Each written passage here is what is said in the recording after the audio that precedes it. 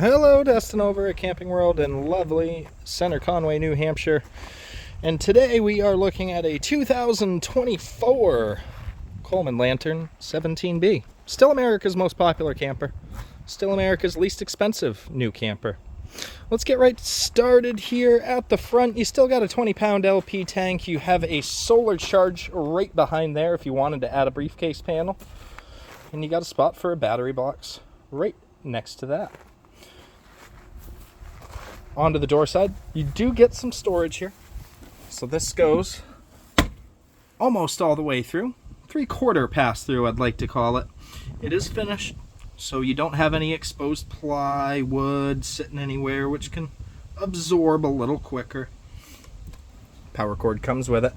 They've added, I think it was 23, but it's all magnetic catches now instead of the latches, which my management team appreciates because I'm not breaking latches anymore with these things. 8-foot power awning, if I did my measurement right, is power, so you don't have to manually crank the thing out. Nice and easy.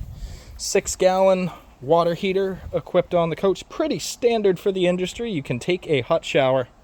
You do have a 110-volt power on the outside in case you wanted to plug something in while you're hanging out there. Sewer stinky slinky spot is going to be in the back bumper there. Rear camera prep, as in previous years. You can add a backup camera if you so choose. The power line is already there. Underneath this is going to be our sewer dump. So you got your gray pole, you got a black pole. Pretty simple. You won't need a Y pipe for it. 30 amp connection on the camper. And then our water hookups are going to be right towards the front here. So you got your fresh and you got your city water connection. One of the nice things about the coach is it's quite lightweight for the size of it. I think they're coming in around 2,900 pounds as it sits on the lot right now. Makes it towable by most SUVs, and if you're just getting started in the camping world, then not much of a better starter out there. Let's head on in. So as we walk in here, got everything laid out right in front of you. Nice and easy to get to it all. At the front, as you walk in, you're going to have your queen size bed, which does have a little bit of storage underneath. We saw that first half there. This is separate from what we've already looked at. It's just a nice little hidey hole under the bed there. You do have a little shelf up above the bed for a little bit of storage, maybe a knickknack or something like that. You'd be able to mount a TV on the wall here. Your hookups for it are right up top.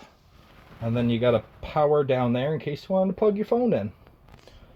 Let's head on to the kitchen. The kitchen controls will have our awning control. Water pump if you wanted to turn it on. The water heater can get turned on right there. And then our monitoring panel for how much battery you have left and what's in your tanks. Onto the kitchen area underneath that, you have your little trash can spot. They didn't take that away. Our dinette is almost in bed form right now. The table is removable, so you could take it right outside if you wanted, or leave it like this and get an extra sleeper out of there. Nice little countertop spot, so you could add a coffee pot, single bay sink, and a 2-burner Suburban cooktop. Tried and true, they've been using them for years. Nice little bit of storage up above, does go all the way through. Switched over to magnets, thank you. And then a couple full extension drawers under the 2-burner. Now, how do we heat this thing? Great question. The Coleman 17B utilizes a 5,000 BTU electric heater. So it is enough to keep this thing warm through most of the season. If you're camping in this thing in January, then I would advise going down south and not staying up here. Let's all keep on headed down. Before I get too far, you do have an overhead storage over the dinette. And right over here is going to be the air conditioner for the camper, which is pretty cool because it's not a roof mount, which means it's not going to be thousands and thousands of dollars to fix if it breaks. And go right to Walmart, find a AC, window AC that'll fit right in there, slap the thing in. You are good to go. 2 twin-size bunks in the camper. One in the top there, one right below it, which does have a window and is our exit if we needed to get out. Get this up here. And then, I don't know if you can see, but I do got a decent amount of storage under this bottom bunk on the back half. The front half has our breaker box and a CO2 monitor, so you're going to have to go a little bit back for the storage, but it is there. Onto the commode of the camper.